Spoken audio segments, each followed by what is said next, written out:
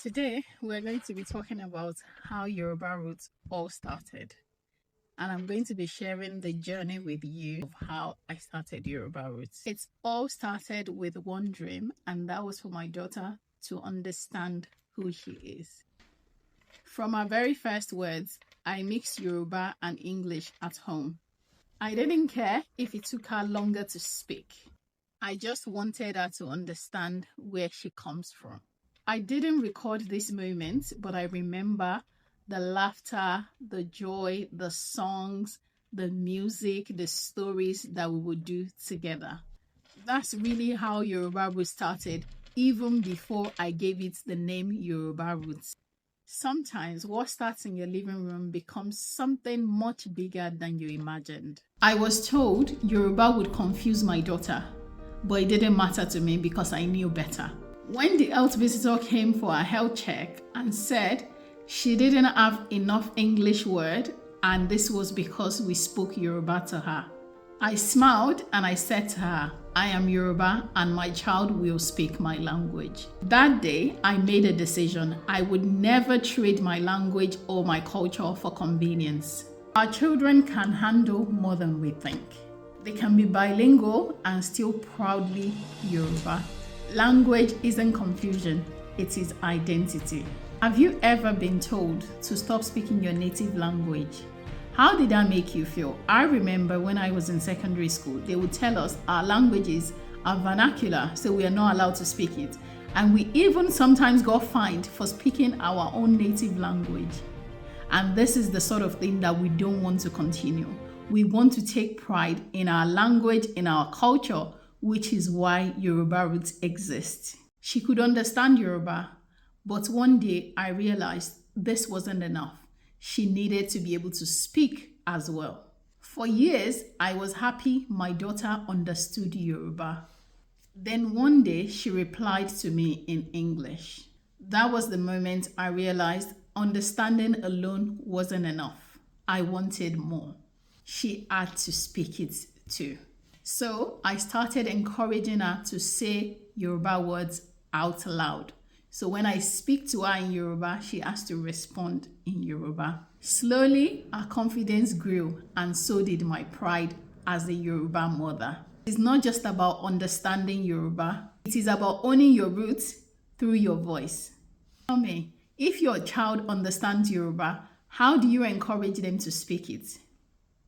Odabo, she could understand Yoruba, but one day I realized this wasn't enough.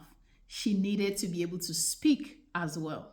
For years, I was happy my daughter understood Yoruba. Then one day, she replied to me in English. That was the moment I realized understanding alone wasn't enough. I wanted more. She had to speak it too.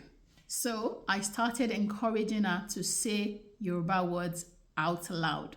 So when I speak to her in Yoruba, she has to respond in Yoruba. Slowly, her confidence grew, and so did my pride as a Yoruba mother. It's not just about understanding Yoruba, it is about owning your roots through your voice. Tell me, if your child understands Yoruba, how do you encourage them to speak it? Then something magical happened in 2023. In 2023, during a trip with my friend to Italy, my friend and I were talking about our dreams and what we would like to do in the future. And I said jokingly, maybe I will teach Yoruba one day. She looked at me and said, you should. And I started to list all my fears as to why I shouldn't do it or why it wasn't possible. And for every fear I listed, this, my friend, was knocking each one of them down. Shout out to Folashade, thank you.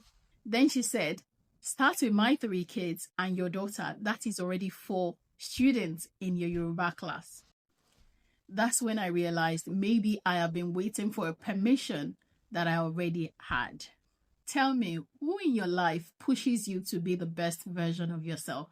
Tag them and say thank you. This is to show you that one conversation can spark a lifetime of purpose. When I came back from that trip, I couldn't shake it off. So I started small. I started with my daughter and my friends' kids. We would sing, we would laugh, we would count, we would read stories in Yoruba together. It wasn't formal, but it was filled with joy and learning about their culture. That tiny class became the seed that would grow into Yoruba Roots. Every dream starts small. What tiny step can you take towards your dream today? Never underestimate small beginnings. That's how big dreams are born. Once I got back home, I started making plans, creating lessons, creating structure, putting things in place. 3 weeks later, Yoruba Roots officially began.